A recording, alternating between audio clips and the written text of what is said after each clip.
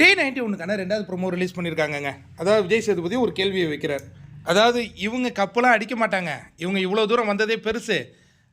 இப்போ இந்த வாரம் தாண்டினா அடுத்த வாரம் என்னது பணப்பெட்டி வரும், பேமெண்ட்டோடு சேர்ந்து பணப்பெட்டியே எடுத்துக்கிட்டு போட்டோம், அது அவங்களுக்கு ஒரு லாபமாக இருக்கும் அப்படின்னு நீங்கள் யாரை நினைக்கிறீங்க?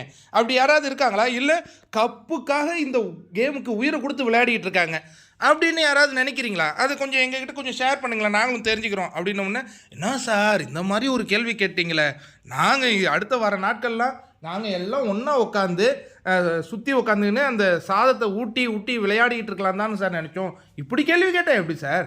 இதில் வந்து அந்த ஊட்டி ஊட்டி சாப்பாடு ஊட்ட போகிறாங்க. அது யார் அரோராவுக்கு அதிகமாக சாதம் ஊட்டி அவங்க குழந்தை அரோராவை இடுப்பில் வச்சுக்கிட்டு யார் நல்ல பாசம் காட்ட போகிற அந்த போட்டியில் நடக்கும்னு நினச்சோம். ஓ, இதுக்கெல்லாம் வேறு பதில் சொல்லணுமா?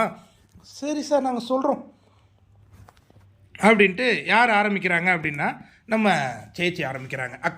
அக்கானே சொல்லுவோம். அதான் சேச்சின்லாம் நீ சொல்லக்கூடாது, நான் ரசித்த போது சேச்சின்னா இப்போ அக்கா தான்.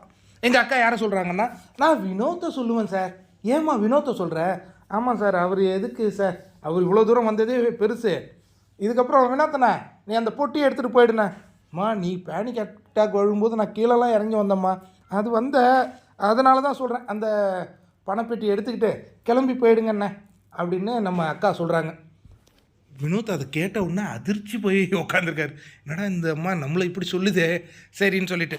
அதுக்கப்புறம் நம்ம அடுத்தது திவ்யா. இந்த வீட்டில் வந்து பயங்கரமாக தன்னுடைய உழைப்பை கொட்டியிருக்காங்க. அவங்க எழுந்து, சார் அரோரான்னு ஒரு கேரக்டர் இருக்காங்க. ஆமாம் இருக்காங்க, அவங்களாம் இந்த அளவுக்கு வந்தது கண்டிப்பாகவே என்னால் ஏற்றுக்க முடியல சார். என்னம்மா சொல்கிற? ஆமாம் சார், டிக்கெட்டு ஃபினாலே கூட இவங்க பிளான் பண்ணி தான் சார் அந்த அம்மா ஜெயிக்க வச்சாங்க. பிக் பாஸும் சில பிளான் பண்ணாங்க. அதனால் டிக்கெட்டு ஃபினாலே போயிட்டு அங்கே டாப் 5ல் நான் நிற்க போகிறேங்களாம் அவங்க சொல்ல வேண்டாம். பணப்பொட்டி எடுத்துகிட்டு ஓடிடு.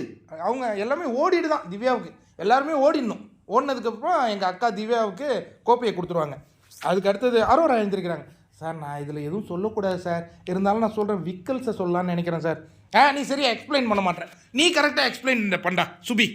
நான் சொல்கிறேன் சார், நான் சொல்கிறேன். அதாவது ஏன் நானும் விக்கலை தான் சொல்கிறேன், ஏன்னா என்னுடைய ஆறுயிர் தோழி அரோரா சொல்லியிருக்காங்கன்னா அவங்க பயங்கர ஜட்ஜ்மெண்ட் பண்ணி சொல்லுவாங்க. அப்படின்னா இவர் கனி போனதுக்கு பிறகு ரொம்ப டவுன் ஆகிட்டார் சார். இவருக்கு வந்து கனி தான் சார் உலகமே உயிரே.